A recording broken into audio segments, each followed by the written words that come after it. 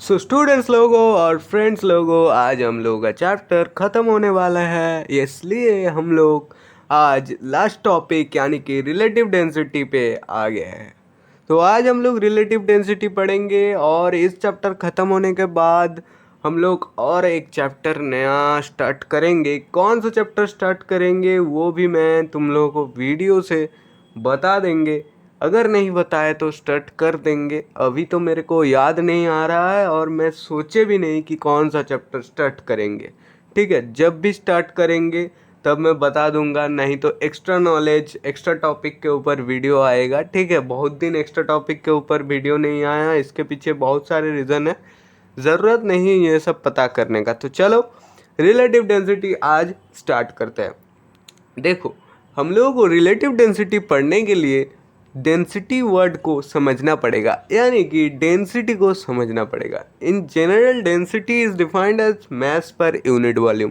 ये हम लोग को सबको पता है। डेंसिटी हर बॉडी का होता है, सॉलिड का होता है, लिक्विड का होता है, डेंसिटी सबका होता है। ठीक है, सो density is defined as mass per unit volume, that is equals to d equals to m by v. And but today we are going to study the relative density। लेकिन आज हम लोग कुछ और पढ़ने वाले हैं, वो है रिलेटिव डेंसिटी। बस डेंसिटी से पहले थोड़ा सा वर्ड लग गया है और उसका नाम है रिलेटिव, वही पढ़ना है। Often density of a substance is compared with the density of water 4 degree centigrade. ऐसे तुम कभी कभी कुछ कुछ डेंसिटी ऐसा होता है, किसी किसी सब्सटेंस का डेंसिटी मापने के लिए हम लोग पानी का ज़रूरत पड़ता है, वो भी 4 डिग्री सेंटीग्रेड टेम्परेचर का पानी का ज़रूरत पड़ता है, क्योंकि जो वाटर होता है वो 4 डिग्री सेंटीग्रेड में सबसे स्टैंडर्ड क्वालिटी पे जाता है। ठीक है, this ratio of density is called relative density. Density of a substance is compared to the density of the water. इसका मतलब समझो, density of the substance is compared to the density of water at 4 degree centigrade. 4 degree centigrade पे उसका standard density होता है water का, that is equals to 1 gram per centimetre cube, which is standard, and the density of the substance is compared to, उसके साथ मतलब उसका ratio हो रहा है ना, ratio of density, this ratio of density is called relative density. Thus what is relative density?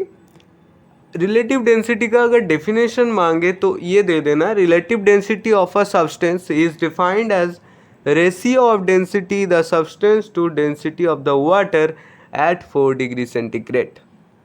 Relative density of a substance is defined as a ratio of density of the substance, दोनों का ratio, density of the substance by density of the water at 4 degree centigrade.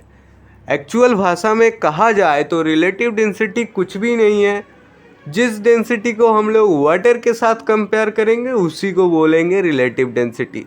इससे पहले density निकालना पड़ेगा, चाहे कुछ भी हो जाए। अगर मान लो तुमको मरकरी का डेंसिटी, रिलेटिव डेंसिटी पता करने के लिए बोला गया, तब क्या तुमको मरकरी का डेंसिटी नहीं पता होना चाहिए? ऐसा तो नहीं है, सब कुछ होना चाहिए। मतलब रिलेटिव डेंसिटी पता करने के लिए जो सब्सटेंस का डेंसिटी होता है वो भी ज़रूरत है, और वाटर का डेंसिटी एट 4 डिग्री सेंटीग्रेड। इसका मतलब है जो डेंसिटी हम लोग वाटर पानी के साथ कंपेयरिंग करते हैं उसी डेंसिटी को रिलेटिव डेंसिटी बोला जाता है। अब मैथमेटिकली हम लिखे तो ये आ जाएगा, relative density equals to density of substance by density of water at 4 degree centigrade. This is the relative density formula, या फिर कुछ भी बोल लो। और ये आर डी, रिलेटिव डेंसिटी को आर डी से ये किया जाता है, मतलब डिनोट किया जाता है। और बात कुछ और है, रिलेटिव डेंसिटी जो होता है इसके कोई यूनिट नहीं होता है, बट डेंसिटी का यूनिट ज़रूर होता है, क्योंकि density equals to m by V, mass and volume. और दोनों, मैस जो होता है और वॉल्यूम जो होता है, ये दोनों अलग अलग क्वांटिटी होता है, बट डेंसिटी, रिलेटिव डेंसिटी का केस में यहाँ पे दोनों चीज़ों का डेंसिटी है, density of a substance and density of a water. It means both the density, therefore they are same quantity.